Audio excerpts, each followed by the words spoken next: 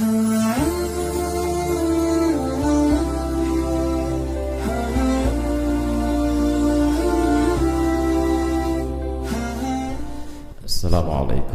warahmatullahi wabarakatuh. Alhamdulillahi rabbil alamin, hamdan yuwafi ni'amahu wa yukafi'u mazidah. Wassalatu wassalamu ala nabiyyina Muhammadin ibni Abdillah wa ala alihi wa sahbihi wa man tabi'ah. Wa qala Allah ta'ala fil Qur'anil 'azim: وأذن في الناس بالحج يأتوك رجالا وعلى كل ضامر يأتين من كل فج عميق ليشهدوا منافع لهم ويذكروا اسم الله في أيام معلومات على ما رزقهم من بهيمة الأنعام فكلوا منها وأطعموا البائس الفقير. صدق الله العظيم.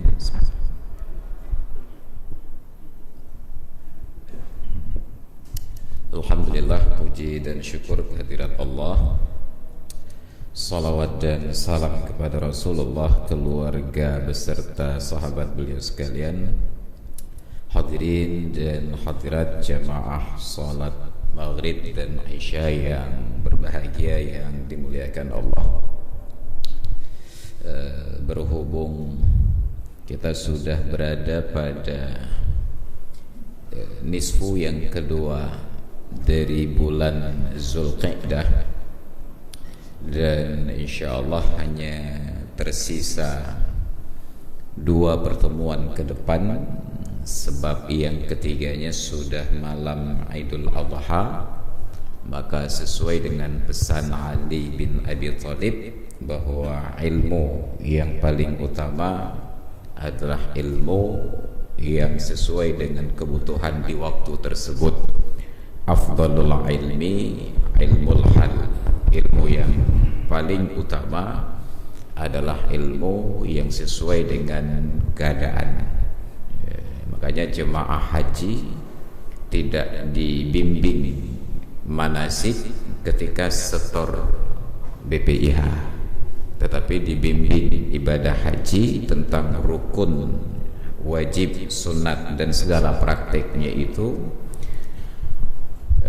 sekitar 2 bulan menjelang berangkat.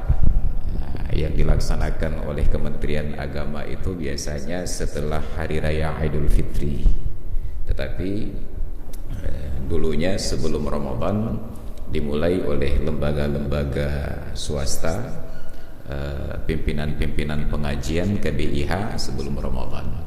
Maka tentu saja bagi kita ada satu hal yang menarik, yaitu pelaksanaan kurban.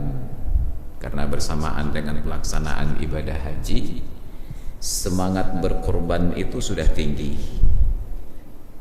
Sudah, tetapi jangankan untuk maksimal, ideal pun belum. Kau untuk mengetahuinya,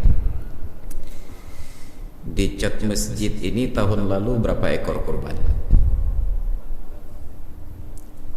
14 ekor sapi, kambing 14 ekor sapi, supaya jangan salah kalkulasi. 14 kali 7 98. Ada berapa kakak di cat masjid?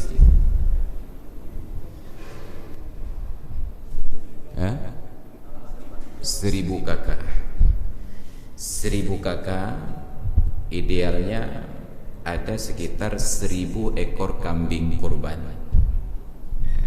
Idealnya 1000 ekor kambing kurban, atau 70 ekor kambing dengan 70 ekor sapi dengan 30 ekor kambing. Itu bila hitungannya satu keluarga satu kurban. Oke lah, kita umpamakan di cat masjid masih ada warga prasejahtera yang di bawah garis kemiskinan sekitar 15% aja dari rehat. Karena kalau lebih besar lagi itu pelecehan untuk cat masjid. 15%. Maka oke lah, 70 ekor sapi, itu saja 70 ekor sapi dikali dengan 7 itu mungkin sekitar mendekati angkanya. Tapi ternyata tidak mencapai, hanya 100 ekor saja. Jadi itu menunjukkan walaupun semangat sudah tinggi, jangankan maksimal, ideal pun belum. Maka idealnya itu jumlah kurban sesuai dengan jumlah kakah. Karena walaupun kita akumulasi ada saudara-saudara kita yang miskin yang tidak mampu berkurban, tentu ada yang kaya, yang satu keluarga sanggup berkurban sesuai dengan jumlah jiwa. Umpamanya saya dengan seorang istri dan 4 orang anak berenam, ada kemudahan Allah berikan, tentu saja ada 6 ekor kambing dalam keluarga-keluarga tertentu. Tapi kita berhusnudzan bahwa jumlah yang tadi disebutkan itu yang disembelih di jot masjid. Tidak tertutup kemungkinan bahwa sebagian saudara-saudara kita ini melaksanakan kurbannya di tempat-tempat yang lain, di kampung ataupun di daerah-daerah yang membutuhkan, atau justru di luar negeri seperti dulunya Palestina bermasalah, Suriah bermasalah, kita kirimkan kurban ke sana. Tidak menutup kemungkinan tersebut. Kita berhusnudzan.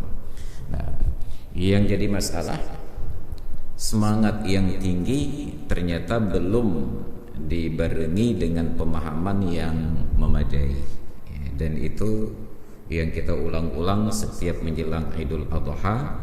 Dan saya sudah sangat lama meminta kepada kawan-kawan yang bertugas di Dinas Syariat Islam, di Kementerian Agama dan juga di MPU, kenapa tidak menjelang ibadat-ibadat khusus itu khatib, penceramah, ustadz pengajian diajak untuk mensosialisasikan kembali secara jujur, makna secara jujur sesuai dengan yang tertera di referensi, bukan sesuai dengan yang dipraktekkan dalam tradisi.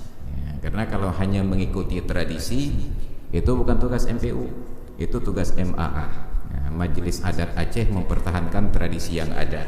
Sedangkan tugas MPU menawarkan alternatif yang lebih baik.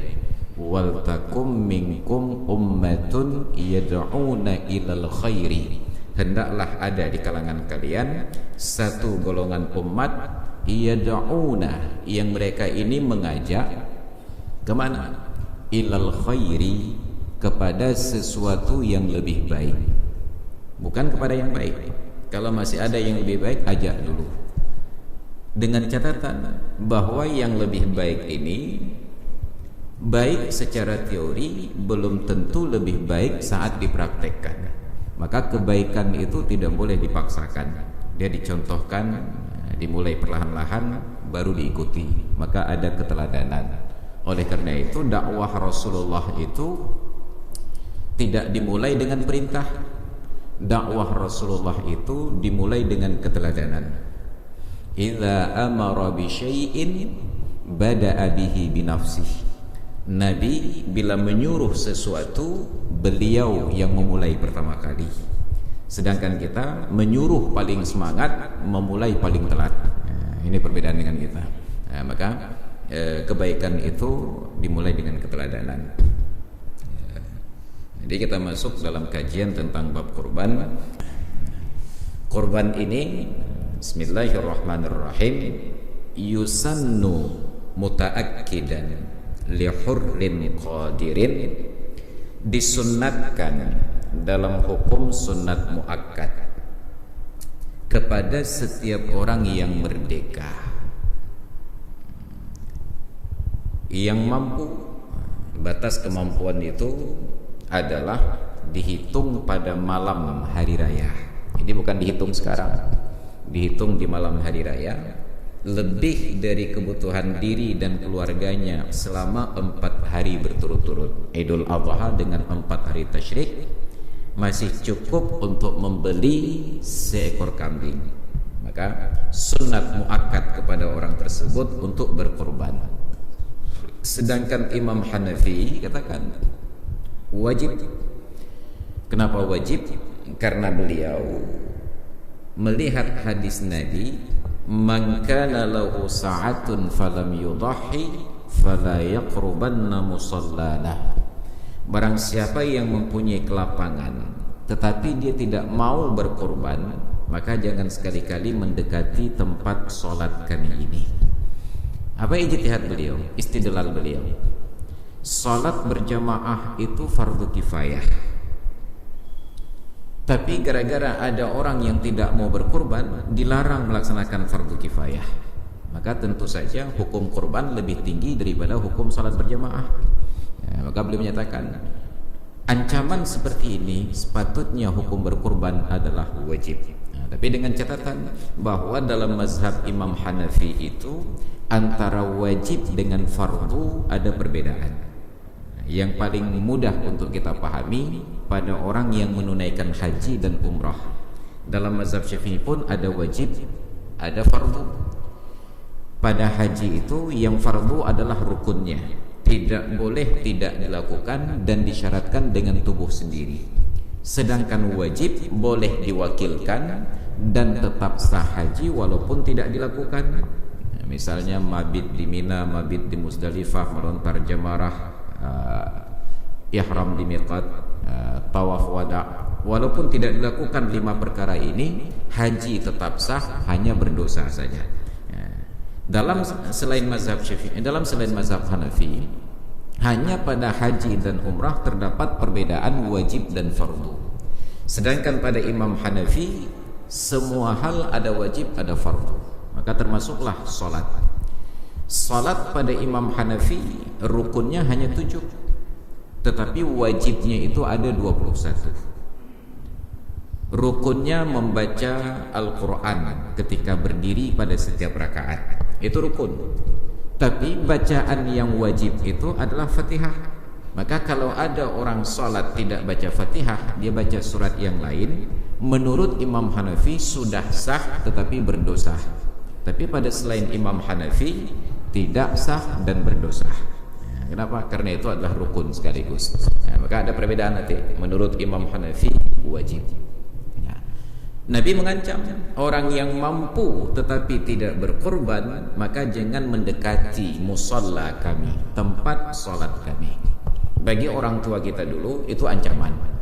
Dan menyukai hantim kerben beb totoba masjid, beb jajak dasah. Dulu ancaman itu. Tapi untuk orang sekarang itu berita gembira. Anda kalau kaya enggak mau berkorban, jangan dekat-dekat ke masjid. Alhamdulillah Pak Ustaz. Ya, kenapa kurban enggak jadi, ke masjid enggak datang? Ya, saat ditanya, kenapa enggak pernah datang lagi ke masjid? Dilarang oleh Pak Imam. Kenapa dilarang? Karena kemarin saya enggak berkorban. Ya, jadi menjadi contoh biar oh begitu caranya, ke depan saya pun enggak berkorban. Nah, maka dulu bagi orang tua kita dilarang ke masjid itu adalah sebuah hukuman. Tapi sekarang dilarang ke masjid itu adalah sebuah pencapaian. Alhamdulillah. Sunnatnya ini muakkad. Jadi karena sifatnya muakkad, bila tidak dilakukan menjadi makruh. Dan sifatnya itu adalah kifayah. Apa makna kifayah? Kita ambil pemahaman dari fardu kifayah. Ada seorang warga cat masjid meninggal dunia, maka berlaku fardu kifayah kepada semua warga cat masjid untuk memandikan, mengkafankan, mensolatkan dan menguburkan. Tapi tidak wajib semuanya. Ada satu orang saja yang melaksanakan, dia yang mandikan, dia yang kafankan, dia yang solatkan dan dia yang kuburkan, maka yang lain selamat, tidak berdosa. Pertanyaannya, pahalanya untuk siapa? Hanya untuk yang satu ini, yang lain tidak dapat pahala. Keuntungan bagi yang lain adalah bahwa mereka selamat dari dosa. Cuma pada bab kurban ini memang tidak ada dosa karena hukumnya sunat. Tapi karena sifatnya muakkad, orang yang mampu dan tidak mau maka dihukumkan makruh. Karena sifatnya kifayah, seharusnya kalau dalam keluarga tadi ada berenam, seperti dalam kasus saya, istri dan 4 orang anak, maka sepatutnya ada 6 ekor kurban. Tidak harus demikian. Bila tidak mampu 6 ekor, setidak-tidaknya seekor saja. bila ada salah seorang di antara kami yang berenam ini melaksanakan kurban, apakah saya, ataukah istri saya, ataukah anak-anak saya, maka selesailah tuntutan tersebut, dalam artian anggota keluarga yang lain tidak lagi dihukumkan makruh, sedangkan pahala untuk yang diniatkan. Nah, kalau kemampuan kita hanya seekor kurban setiap tahun, maka sedapat mungkin digilir di antara anggota keluarga. Tahun ini mampu satu, saya niatkan untuk diri saya sendiri. Tahun depan mampu 1 ekor, saya niatkan atas nama istri. Berikutnya atas nama anak sulung, berikutnya kedua, ketiga, keempat, nanti kembali lagi ke saya. Mungkin ada kalanya lebih dari kemampuan biasa, mampu untuk 6 ekor sekaligus, sembelih 6 ekor. Dan tidak dibatasi kurban itu 1 orang 1 ekor. Kenapa? Karena dalam contohnya Nabi pernah menyembelih kurban dalam salah satu tahun pelaksanaan Idul Adha sebanyak 100 ekor unta sendiri. Untuk beliau sendiri 100 ekor unta. Luar biasanya, 63 ekor diantaranya beliau sembelih sendiri, dan sisanya diserahkan kepada menantu Sayyidina Ali. Maka perlu ada menantu yang kuat seperti Sayyidina Ali, dan mertua harus lebih kuat, karena Nabi 63 ekor, sisanya pada Sayyidina Ali 37 ekor. Bagi kita hanya pegang-pegang ekornya saja, karena eksekutornya ada orang lain. Maka seharusnya korban itu sunat disembelih sendiri bila mampu. Kita sekarang terlahir dengan jiwa yang sangat lemah. Jangankan menyembelih lembu, kambing ataupun unta, bahkan ayam pun harus diantarkan ke imam masjid. Netulung tidak dengan imam. Kenapa? Karena kalau kita yang sembelih, ayamnya belum disembelih, kita sudah pingsan lebih dahulu.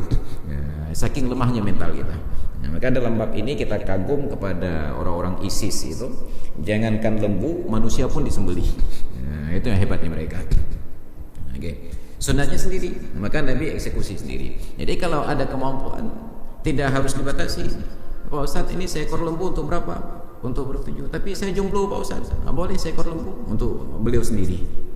Boleh seekor lembu untuk sendiri, tidak masalah. Tapi sekurang-kurangnya seekor kambing untuk 1 orang, atau 1/7 lembu untuk 1 orang. Jadi bahasa para ulama itu bukan seekor lembu untuk bertujuh, tapi 1/7 lembu untuk seorang. Walaupun terdengar seolah-olah seperti eknok, ekcanok, emanok, tetapi maknanya berbeda. Kalau seekor lembu untuk bertujuh, itu memberikan kesan 7 orang itu dengan niat yang sama, sama-sama untuk kurban. Ternyata tidak harus demikian. Boleh 7 orang itu dengan 7 niat yang berbeda. Misalnya 2 orang porsinya itu diniatkan untuk kurban, yang 2 orang lagi porsinya diniatkan untuk akikah, yang 2 orang lagi porsinya diniatkan untuk makan sendiri, yang 1 orang lagi porsinya itu diniatkan untuk dijual lagi. Maka masing-masing mendapatkan pahala sesuai dengan niat. Innamal a'malu binniyat. Maka kasusnya, bila ada salah seorang di antara kita bernazar untuk melaksanakan kurban tahun ini dengan menyembelih seekor lembu, dalam perjalanannya kita tidak mendapati ada kawan 6 orang yang lain patungan membeli seekor lembu. Sudah menjelang hari H dan belum ada titik terang sama sekali. Maka solusinya, datang ke pasar hewan, Lambaru barangkali yang ada jualan daging. Ketika pedagang itu mau sembelih lembu untuk dijual, negosiasi dengan beliau. Pak, lembu ini berapa harga seekor? 15 juta kata beliau. Kalau saya beli 1/7-nya berapa? 3 juta rupiah. Oke Pak, saya beli 1/7-nya 3 juta rupiah. Tapi tolong nanti saat disembelih, niatkan yang 1/7 ini sebagai kurban atas nama saya. Yang sisanya 6 bahagian lagi silakan itu milik Anda untuk diperjualbelikan. Sah. Nah, itu maknanya 1/7 lembu atau unta untuk 1 orang, bukan seekor lembu untuk bertujuh. Enggak. Pelaksanaannya itu dibatasi di dalam masa 4 hari dalam mazhab Syafi'i. Tapi kalau dalam mazhab Malik dengan mazhab Hanafi hanya 3 hari, hari raya Idul Adha dan 2 hari tasyrik. Tapi pada mazhab Imam Syafi'i itu adalah 4 hari sampai hari terakhir hari tasyrik. Ya, jadi kalau dalam kasus tahun ini karena Idul Adha-nya pada tanggal 31 Juli bertepatan dengan hari Jumat, ya, maka kita beruntung. Ini kesempatan bagi pemerintah untuk menunjukkan taringnya bahwa Aceh itu punya keistimewaan meliburkan Idul Adha berikut dengan hari tasyriknya. Padahal hanya perlu perjuangan 1 hari lagi saja, hari Senin. Sebab Jumat memang sudah tanggal merah nasional, Sabtu dan Ahad memang libur akhir pekan, tidak perlu ditambah. Tinggal keberanian pemerintah sehari lagi. Itu boleh jungkat-jungkat itu pemerintah. Untung nak katanya. Kalau itu pun tidak berani, hendak mau pegah dia. Tinggal tambah sehari saja. Geser kerja hari Senin ke kerja hari Sabtu untuk meliburkan hari Senin tersebut agar kita benar-benar menikmati suasana Idul Adha berikut dengan hari tasyrik. Maka 4 hari penyembelihan. Menyembelihnya disyaratkan dalam 4 hari, tetapi menghabiskannya tidak harus dalam masa 4 hari. Maka di awal-awal Islam Rasulullah melarang, tidak boleh daging kurban itu disimpan, wajib diselesaikan. Kenapa? Karena di awal-awal Islam sahabat-sahabat Nabi itu masih terpengaruh dengan tradisi jahiliyah yang pelit. Jadi kalau boleh disimpan, maka orang miskin tidak dapat jatah, semua orang akan simpan. Maka Nabi setelah berjalan lama terlihatlah para sahabat-sahabat itu sangat dermawan. Jadi ketika tidak ada perubahan hukum, kurban sudah sangat banyak, tidak sanggup diselesaikan, maka beliau katakan, kuntu nahaitukum anid dikhari luhumil udhiyah. Dulu saya melarang kalian untuk menyimpan daging binatang kurban. Ala faddakhiruha, tapi sekarang silahkan disimpan. Makanya para ulama sekarang bagi peruntukan daging kurban itu ada 3. Secara umum, nanti ada ketentuan khusus. 1/3 untuk dikonsumsi untuk diri sendiri dan juga disedekahkan, dikendurikan kepada orang lain. 1/3 untuk disedekahkan kepada fakir miskin, dan 1/3 untuk disimpan. 1/3 itu tidak harus dibagi 3. Makna 1/3 itu ada 3 pengelompokan. Nanti diperbesar porsinya untuk sedekah. Maka orang-orang miskin yang menerima itu mereka bisa menyimpan, orang kaya yang menyembelih kurban mereka juga bisa menyimpan. Boleh disimpan dalam waktu yang lama. Apalagi dalam kasus sekarang di Arab Saudi itu di musim haji, kurban berikut dengan dam itu hampir sekitar 10.000 ekor kambing disembelih dalam masa 4 hari. Karena ada 5 juta orang jemaah haji, tentu ada 5 juta ekor dam. Dan dari 5 juta jemaah haji berikut dengan warga Arab Saudi yang 20 juta tersebut, tentu bertambah lagi dengan kurban. Okelah, setengahnya saja dari populasi mereka, ada 10 juta ekor kurban. 10 juta ekor kurban ditambah dengan 5 juta ekor dam. Bayangkan, 15 juta ekor kambing disembelih dalam masa 4 hari. Sedangkan penduduk Arab Saudi hanya 20 juta jiwa. Tiba-tiba ada orang dari Aceh bernazar mau menyembelih kurban di Arab Saudi. Maka ada mahklah, ada tumbung, ada mahdum, ada payahnya. Orang yang sudah sangat banyak itu yang dituang lagi. Padahal di Aceh ada daerah-daerah, bahkan di Banda Aceh ini ada kampung-kampung yang tidak pernah mengenal kurban kecuali namanya saja. Saat kita datang ke kampung tersebut, Pak, di sini ada kurban. Apa jawaban mereka? Kami sudah lama dengar sebutan kurban, tapi bagaimana wujudnya wallahu alam katanya. Ini menjadi masalah bagi kita. Ada orang yang hanya mengenal kurban tetapi tidak tahu bentuknya itu seperti apa. Maka seharusnya kita data berapa kebutuhan daging kurban di wilayah Gampong Cat Masjid. Bila sudah terpenuhi kuotanya, maka seharusnya dibagi-bagikan ke kampung-kampung binaan, ke kampung-kampung yang membutuhkan. Bagusnya diantarkan langsung oleh pemiliknya. Nanti pemilik bertanya, Pak Kecik, Pak Imam, panitia, kebutuhan kurban di kampung Cat Masjid sudah terpenuhi? Oh sudah. Kalau begitu saya daftar saja. Saya ada 1 ekor lembu dengan keluarga, tapi lembu ini akan saya antarkan umpamanya ke Alunaga. Jadi kalau itu kita lakukan, maka tidak ada yang berdebat tentang sahnya. Yang terjadi perdebatan para ulama apabila kampung cot masjid belum mencukupi kebutuhan daging kurban, tiba-tiba kita prioritaskan ke tempat yang lain. Itu sama seperti hukum zakat. Fakir miskin di cot masjid masih membutuhkan zakat, tiba-tiba zakatnya kita bayar ke cot keum. Itu masalah. Ya, ini fakir miskin di sini sudah selesai kebutuhannya, baru diantarkan ke daerah-daerah terdekat yang membutuhkan. Jadi kalaulah kurban itu kita antarkan ke satu kampung secara konsisten setiap tahun, maka insya Allah bila status kita jomblo ingin kawin ke kampung tersebut, nilai mas kawin turun sedikit. Kenapa? Dibisikkan oleh Tengku Imum dan Pak Kecik. Yang kenyai tak kerebun kena lebih. Memang mahir aja merah. Kalau kita kebut-kebutan di kampung itu dan terjadi kecelakaan, insya Allah tidak akan dikeroyok. Kenapa? Dihalangi oleh Pak Kecik. Pun hawa punya kerebun lah. Kenapa? Karena kita sering bersilaturahmi mengantarkan kurban ke tempat-tempat tersebut. Maka jangan egois. Jadi karena ketidakpahaman kita, maka saya melihat ada kesan, mungkin salah paham saya ya. Kampung-kampung tertentu setelah Idul Adha itu pasang spanduk, alhamdulillah di kampung kami tahun ini ada kurban 10 ekor sapi dengan 30 ekor kambing. Saya membacanya itu sebagai nuansa bahagia bahwa itu prestasi, 10 ekor sapi dengan 30 ekor kambing. Artinya hanya sekitar untuk 100 ekor saja. Sedangkan kakak di Banda Aceh ini paling kurang ada 500 kakak. 100 ekor kurban kita berbangga. Sungguh kalau diketahui oleh orang lain kita akan malu. Kenapa? Jangankan maksimal, ideal pun belum. Maka kita tingkatkan. Tapi kalau kita lihat dari sudut pandang positif, itu adalah sebuah motivasi.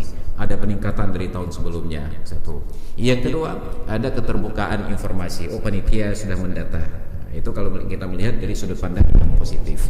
Kemudian perlu diingatkan, jangan terpengaruh untuk semuanya mengantarkan kurban ke Masjid Raya Baitur Rahman. Karena saya juga dapat laporan dari kawan-kawan di sana, Masjid Raya itu yang paling banyak menerima kurban. Kenapa? Karena ada pengumuman, kami menerima kurban dari Ustadz Masrul Aidi Al-Cakeengi, seekor gajah. Kan naik nama saya, oh gajah kurban ya. Jadi karena mengharapkan pamor ini, oke, silahkan sah-sah saja. Kalau hanya sekedar berharap nama, laporkan saja ke Masjid Raya. Pak, saya dari Cot Keeng ada kurban 1 ekor, tapi saya antarkan ke kampung Pulan. Nanti diumumkan, Ustadz Masrul Aidi menyumbang seekor lembu kurban, tetapi disembelih nanti di kampung Alunaga umpamanya. Kita dapat nama, orang miskin dapat daging, dan yang lain dapat informasi. Jadi semua mendapatkan hak-haknya. Jadi tidak harus kurban itu di tempat yang sama, karena laporannya ketika sudah disembelih semuanya, sebab kita panitia ini tidak ada yang bersedia untuk bekerja 4 hari berturut-turut. Jadi akhirnya kurban sebanyak apapun tetap diselenggarakan sesuai dengan amanat proklamasi, diselenggarakan dengan cara yang seksama dan dalam tempo yang sesingkat-singkatnya. Jadi kalau ada 10 ekor lembu, 10-nya selesai 1 hari. Ditumpuk-tumpuk, dibagi-bagi. Sore harinya daging itu berceceran di situ, tidak ada yang mengambil. Kenapa? Warga banyak yang pulang di Idul Adha, banyak yang bersilaturahmi, tidak sempat fokus pada perkara-perkara begini. Dan panitia tidak punya tempat untuk penampungan. Masalah. Maka diingatkan bahwa waktu pelaksanaan kurban itu 4 hari. Jadi kalau kira-kira di kampung kita sudah sepakat panitia di hari pertama, karena kita merasa kebutuhan daging kurban untuk warga sudah mencukupi, dan kita tidak mengantarkan ke tempat yang lain, ingin berbagi di kampung yang sama, cobalah di hari yang lain. Kalau saya di Cot Keeng itu biasanya di hari yang keempat, walaupun hanya seekor kambing saja, ketika dibagi-bagi tumpukannya hanya 1 genggam daging saja. Tapi karena itu di hari keempat stok daging mereka sudah menipis, orang lain tidak lagi ada yang mengantarkan, maka yang 1 genggam itu pun terasa besar sekali. Tapi di hari pertama kita ikut menyembelih, orang baru terima beberapa kilo dari orang lain. Nah yang 2 kilo, 2 kilo kita tambah caknya, rodanya tambah regam rendat. Langsung dikritik, ni dah lah kau tengku.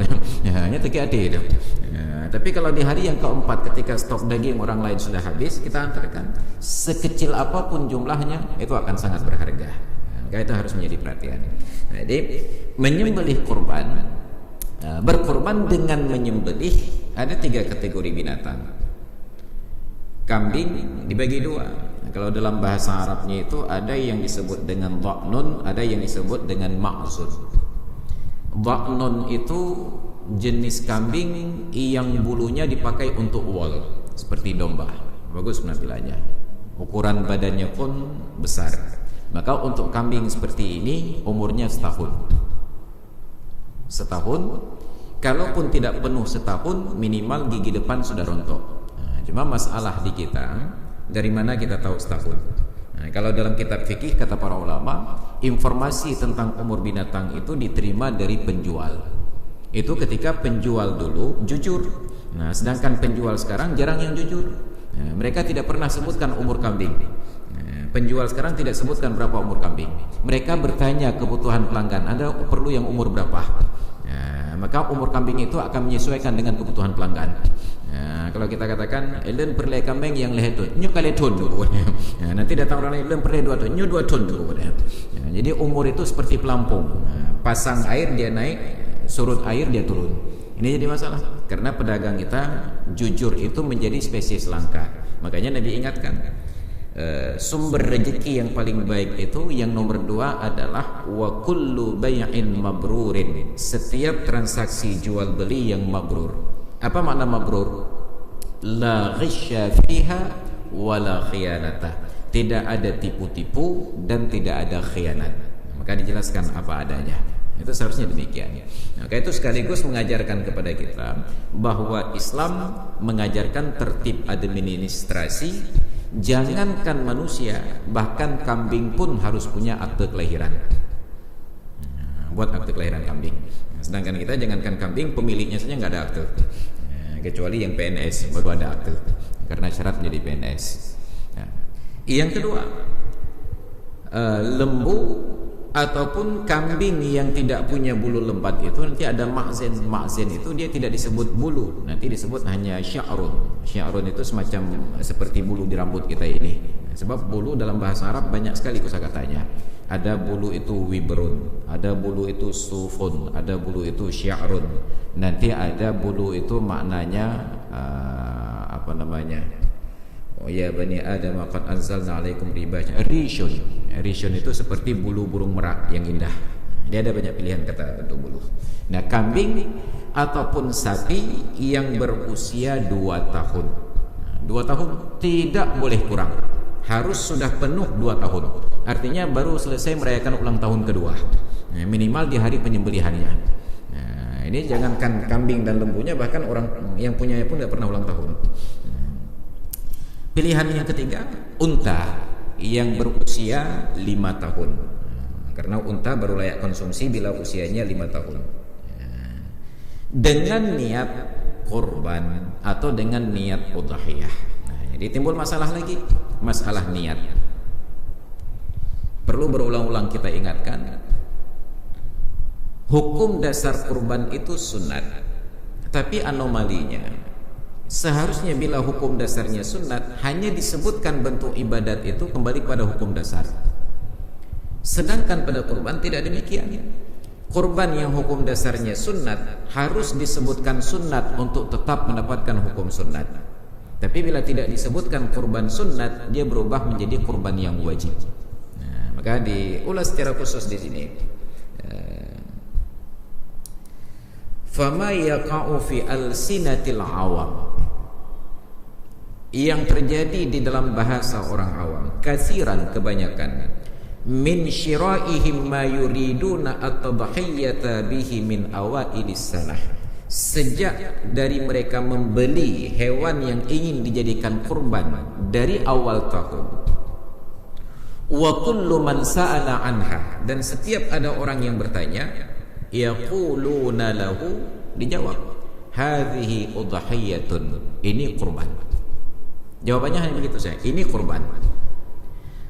Fa in iqtasara ma'a jahlihim bima yatarattabu ala dzalika min al-ahkam, padahal saat menyebutkan kata-kata ini hewan kurban, dia tidak tahu implikasi hukumnya. Ini akan berubah jadi apa?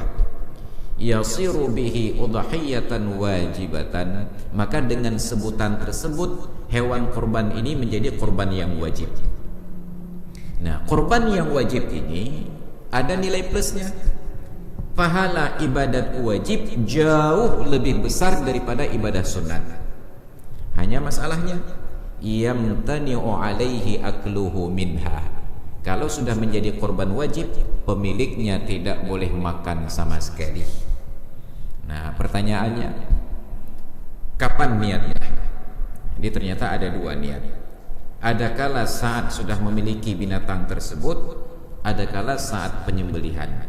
Maka saya ambil contoh yang pertama.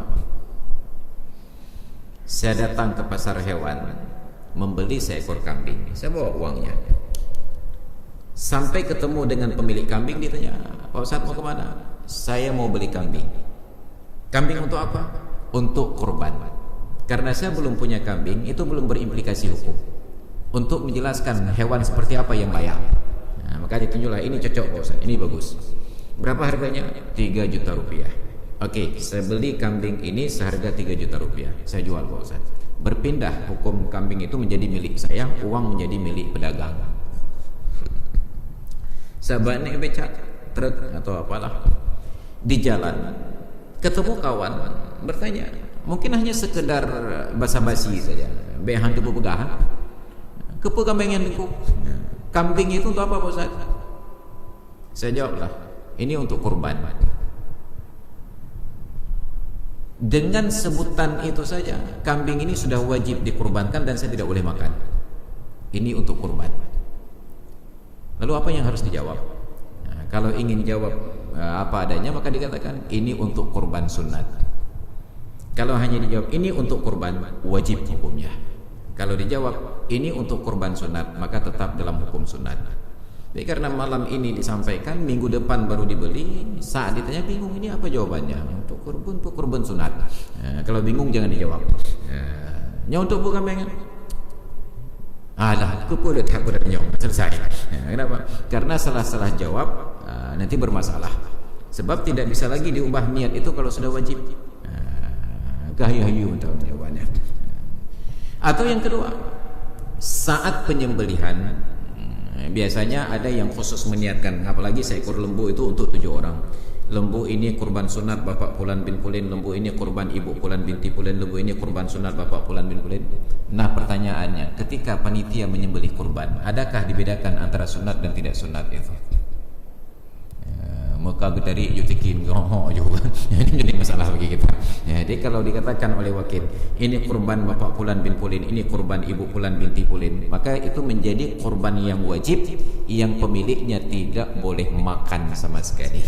Wajib disedekahkan seluruhnya, dan orang kaya tidak punya hak sama sekali.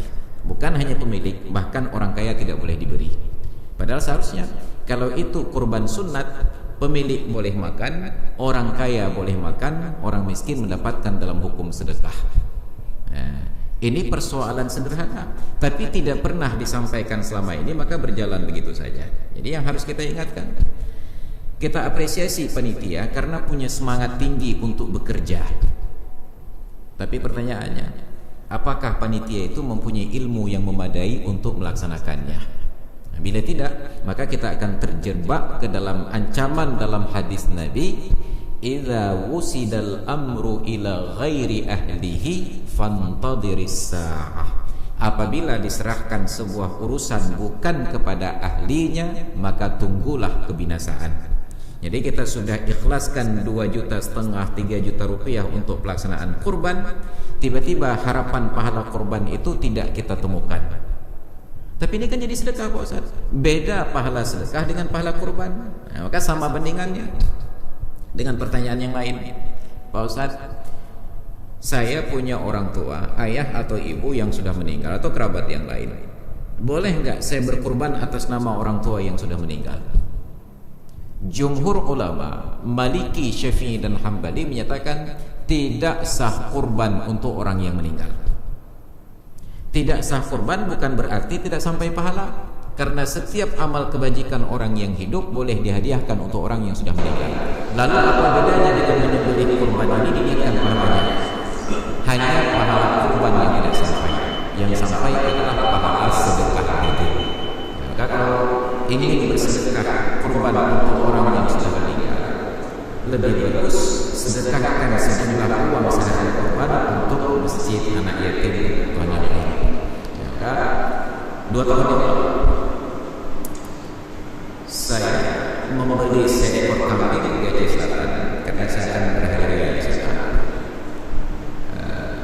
Siapa dalam perjalanan ibu saya dapat informasi bahwa saya sudah beli kambing di sana, mau dijadikan kurban. Beliau bertanya, kamu sudah beli kambing? Saya udah. Untuk apa? Saya katakan niat saya untuk kurban, karena saya tidak sebutkan saja karena memang niatnya nggak makan sendiri supaya lebih besar. Bertanya lagi, bagaimana bila kambing yang sudah kamu beli itu kita niatkan saja untuk abuci kakek saya, ayah dari saya sendiri. Bayangkan ini meminta buat saya tolak seolah pegang sekali. Saya rohnya ketentuannya jadi penting. Maka saya sampaikan ke dia, ini secara hukum tidak akan sampai pahala kurban untuk orang yang sudah meninggal. Untuk orang meninggal lebih baik kita cari uang yang lain sehari dengan kurban kita sedekah. Itu tidak ada perbedaan pendapat. Tapi karena orang sudah berbicara demikian, maka sudahlah kambing ini saya nyatakan untuk meja. Kenapa? Karena orang tua kita itu sangat sensitif. Seolah-olah kita akan diberikan tentang atau hukum di orang hukum supaya jangan membuat orang lain. Kritik, ucap orang itu sangat sensitif. Maka saya serahkan atas nama kita, saya juga atas nama. Untuk keluar dari hukum, ada hal-hal yang harus kita sampaikan. Karena tidak disampaikan oleh senior-senior kita yang lebih berhak dan berkepentingan. Mungkin pemikiran mereka ini sudah dipahami, tapi kita yang setiap hari berinteraksi dengan panitia tahu bahwa ini bisa menjadi masalah. Kan? Kalau membeli ataupun meniatkan ada dua pilihan: saat kita sudah memiliki atau saat penyembelihan. Kalau memang ini kurban sunat, katakan ini kurban sunat 4 bulan ini kurban sunat ini bulan ini. Kalau memang tidak diniatkan sunat, maka menjadi wajib. Kalau menjadi wajib, pemiliknya tidak boleh makan, orang kaya tidak boleh dapat jatah. Nah, itu yang harus kita hadirin dan sekalian yang Allah, karena sudah berbunyi lonceng, jadi pengajian sudah habis kata pemandangan Indonesia, dan kita masih ada sesuatu kali pertama lagi kita akan terus bahas tentang format ini. Dan bagi bapak-bapak, ibu jemaah pengajian yang ada persoalan mau ditanya sekarang boleh, kira-kira lupa pertanyaan catat saja dulu, besok pertemuan berikutnya diserahkan ke panitia dan kita akan jawab. Karena ini menjadi persoalan yang besar, sebab kita sudah bersedia keluarga yang besar, tiba-tiba hanya karena kesalahan pada teknis pelaksanaan niat yang besar itu gagal. Bukan tidak ada pahala, ada pahala. Bandingkan pahalanya itu seperti orang yang bayar zakat fitrah sebelum sholat Id dengan bayar zakat fitrah setelah sholat Id. Faman addaha qabla shalah fa hiya shadaqatun maqbulah. Barang siapa yang tunaikan zakat fitrah sebelum sholat, itu adalah zakat fitrah yang diterima. Wa man addaha qabla shalah fa hiya shadaqatun min as-sadaqat. Tapi kalau dikerjakan setelah selesai sholat Idul Fitri, maka itu seperti sedekah yang hari-hari. Kewajiban selesai, tapi pahala tidak sama. Demikian pula kurban. Jadi kalau kurban ini tidak sesuai ketentuan kita laksanakan, itu hanya seperti kita beli daging hari-hari biasa kita bagi kepada fakir miskin. Tapi bila sesuai dengan ketentuan, apa kata Nabi? Aqdimu dhahayakum fa innaha 'ala as-sirati maqayakum. Besarkanlah kurban kalian, karena insyaallah kelak di akhirat di atas siratal mustaqim itu akan menjadi kendaraan dan tunggangan kalian. Ternyata karena tidak sesuai pelaksanaannya, tunggangan yang tidak dengan yang datang hanya kredit. Kredit yang harus kita pertimbangkan baik. Lihat dan sekalian dari Allah itu sekedar komentar dari saya. Mungkin untuk malam ini ada yang ingin bertanya, silakan dan silakan. Bila tidak ingat nanti sampai pulang ingat dicatat, karena kata Imam Syafi'i ilmu itu seperti binatang buruan dan pena itu adalah pengikat. Ikatlah binatang kalian karena kalian tidak tahu kapan akan membutuhkannya. Jadi seharusnya kita catat pertanyaan supaya tidak lupa saat kita. Assalamualaikum warahmatullahi wabarakatuh.